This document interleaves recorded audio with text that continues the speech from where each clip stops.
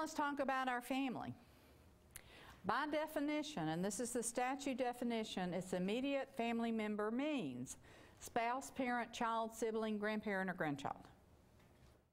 By extension, that also means stepchildren and stepparents and that kind of thing. So these are our family. These are the folks who may be entitled to a different rate if we transfer a vehicle. If the family member chooses to opt in, guess what? We have another affidavit that says, I am a family member. I meet this definition. It's going to be interesting when you find out some folks you didn't know were related to folks. Okay?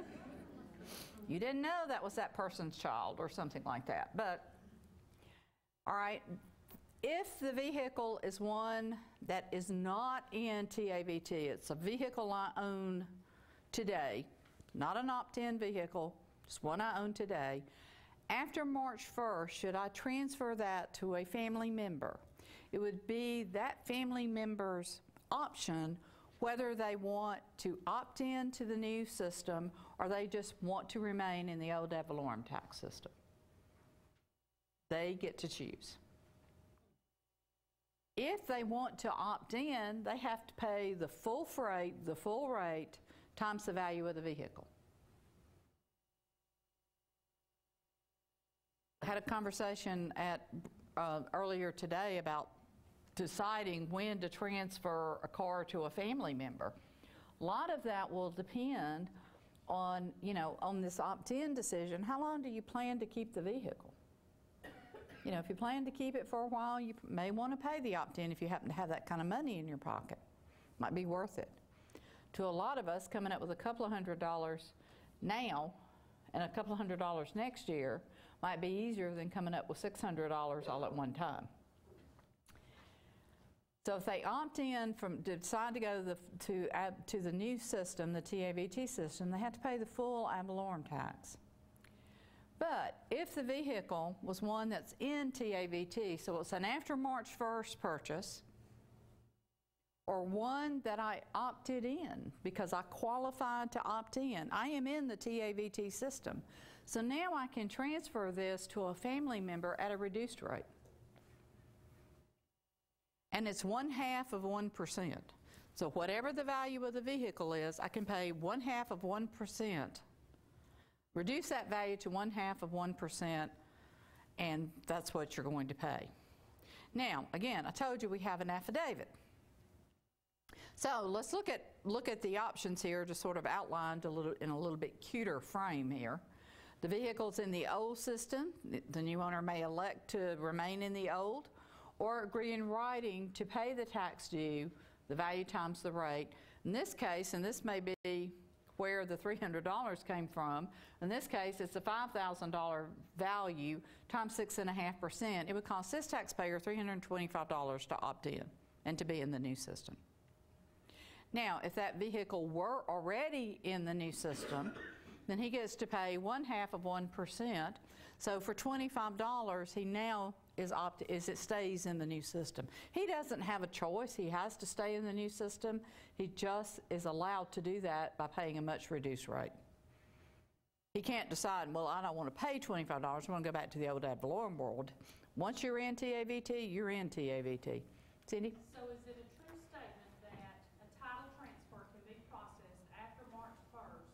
A title transfer, a Georgia title transfer in that case, and no TAVT tax collected at that time? Because they would Yes. remain under the ad valorem Yes. law? If they're related, if they're family, and they say they're family. So that would be an instance where a Georgia title transfer is done after March 1st. Right. Then the TAVT does not kick in. That is a true statement. That applies to inheritance too. It's an inheritance again from a family member. We're not going to have to prove that they're family, they're just going to tell them? They have to prove they're signing an affidavit that says they're family. Affidavit is the proof that they're going to have to give us. That's it. No, we can't make them give us a DNA. I don't think you want to have them bring you a birth certificate. Again, that could be embarrassing to some folks. Small towns, we're gonna know. You're going to know. Those of you in larger towns, you may know because you've heard this statement made several times. Crooks aren't very smart sometimes. They're going to go bragging to the wrong person about what they did, and somebody's going to blow the whistle on them. And you're going to find out that they really think they pulled something over, and we're going to talk about what you could do about that should you discover that down the road. But basically, this person is signing and attesting to, under that penalty provision that we looked at a while ago, that they are telling you the truth. That you're talking about? Mm-hmm. I guess you said the first one's may not be in there by March 1st. Are all of these going to be Yes, there? yeah. The only thing that won't be there in that opt-in affidavit may be the checkbox that says, I don't want to opt in. The actual affidavit itself will be there. At some point, I will provide you a copy and a list of all the new all the new forms in gratis for this, and all the new reports. But some of those are still being designed. But we'll get those to you. Yes. Is this slideshow online already? It is online. It was posted yesterday, and I didn't change it last night, so it's still the one. Now, it may change next week when something else comes up. Couldn't get into it? Either one of them or just the one that was posted yesterday? I had the first one, this is yesterday. I didn't see this one. Okay, we'll go back and check with our IT folks and make sure it got put out there right. Now, there's a flag in gratis. When the person comes in and says, this is a family transfer, there's an indicator in gratis that you have to say, is it a family transfer or is it an inheritance? And you have to either put in, Crystal will show you in a minute, whatever those indicators are. And then it's automatically going to change the rate for you if it's in the TAVT system. It's going to automatically say, okay, whoops, this is family, so I know my rate is reduced to the 0.5%, so the amount you need to collect will be there for you at that reduced rate. So you don't, as Crystal told the group yesterday, you don't need your calculator. I wrote the question down last week and I failed to write the answer. Did I answer it? I think you did, but I swear. Well, let's see if I give you the same answer today I gave you last week. Well, if you tell me something different, I'll never know. Yeah, but somebody here will know. These affidavits, when you're processing these transactions, they're not going to print. We're going to have to print those affidavits, right? Yes. We send these affidavits in with our gratis paperwork, or we keep them on file in our office. You may keep them on file in your office. That's just one more piece of paper I don't have to scan if you don't send it to me. Ma'am? How long? Well, let's think about a couple of things when we talk about records retention. What's the refund statute? 30 days. Refund statute? 3 years. 3 years.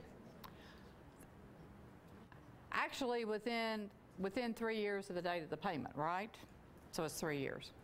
Also, if you were going to go back and assess a penalty, typically, how long would you go back to do something? My suggestion on these is 3 years from the date, just to cover yourself.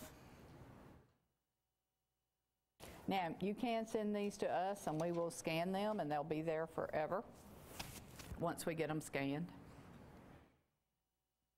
if you want to. Yes, ma'am? It says inheritance or family transfer. Does the inheritance have to be from a family? Yes, has to be the same immediate family.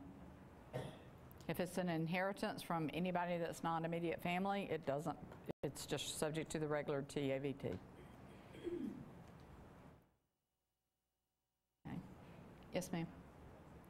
Family transfers, you can take a person, can sell it to the family member even after March 1st, not paying the TAV tax. Can they do that a second time or only one time? As long as it's transferring to immediate family, there is no limit. So I could take the same car and, I could sell it. You could sell the car to a child. That child could sell it to a child.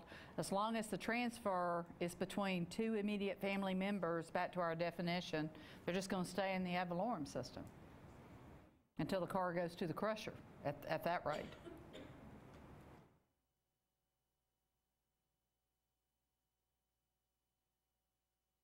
This is the affidavit. This is actually just the affidavit of inheritance. They're working on combining this form so you don't have to figure out, you can just pull up, you don't have 2 extra forms. You only have 1 extra form, so that you would use the same form for either one. So I'm not going to take the time to show you this one because I know it's going to change a little bit. But again, that same penalty provision is listed in this one, $2,500 state, $2,500. And those penalties are split between state and local, because that's a case where if it's a $2,500 state penalty and a $2,500 local penalty, we don't split that by that percentage we talked about earlier, that we're going to take 57% is into the state. All $2,500 state penalty goes to the state, and all the $2,500 local penalty would go into the local bucket to then be distributed out. So that's why in the statute, if you ever really are bored and want to read something to put you straight to sleep, you'll see lots of things referred to as the local penalty is X and the state penalty is Y, because those penalties go into each person's payout at their full value, whatever that is. So again, like I say, if you ever have trouble sleeping, pull you a copy of this bill. Have a light read.